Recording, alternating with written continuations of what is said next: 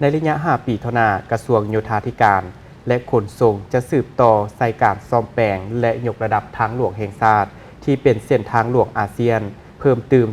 439 กิโลเมตรเส้นพงศลีอุดมไซและสยบุรีทางเลขที่12คำมวนและทางบางตอน13ไต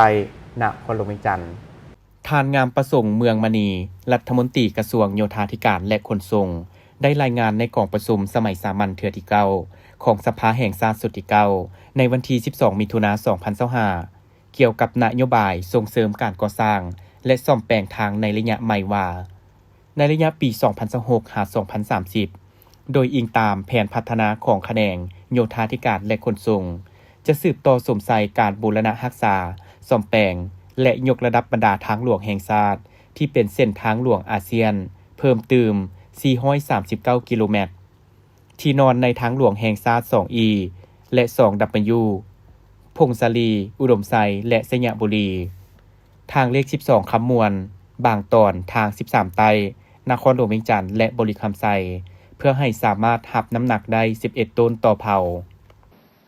3. การจัดเรียงบรมสิทธิ์ของโครงการที่จะได้รับนโยบายสุขยุ่ส่งเสริมและเลือกเอาโครงการที่เป็นเป้าหมายให้ทดลองโดยเฉพาะแม่นทางหลวงแห่งชาติที่มีการเปเพนักมีการขนส่งโดยสารสินค้าจำนวนหลายเพื่อดำเนินการฟื้นฟูยกระดับบูรณะรักษาและซ่อมแปลง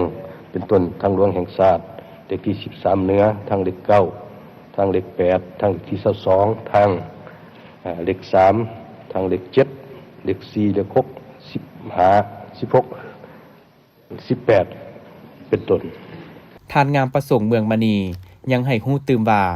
เพื่อเฮ็ดให้แผนพัฒนาปรับปรุงซ่อมแปลงทางหลวงแห่งชาติในระยะใหม่ได้รับการจัดตั้งปฏิบัติอย่างเป็นรูปธรรมแขนงโยธาธิการและขนส่งได้สุ่มใส่ระดมคนขวยแรงทุนจากบรรดาครูร่วมพัฒนาและภาคเอกชนปัจจุบันก็มีวิสาหกิจจำนวนหนึ่งมีความสนใจเสนอลงทุนยกระดับบูรณะรักษาและซ่อมแปลงทางหลวงแห่งชาติจำนวน1เส้นทางเลขที่13เหนือ13ใต้ทางเลข9 A3 ทางเลขที่18และอื่นๆซึ่งการเสนอดังกล่าวพวมอยู่ในขั้นตอนการค้นคว้าและกะเกียมโดยจะนำใช้รูปแบบผสมผสานสัญญายกระดับบูรณะรักษาและซ่อมแปลงทางเป็นเวลาหลายปีพร้อมทางภาครัฐเป็นผู้เก็บเงินเพื่อสำระ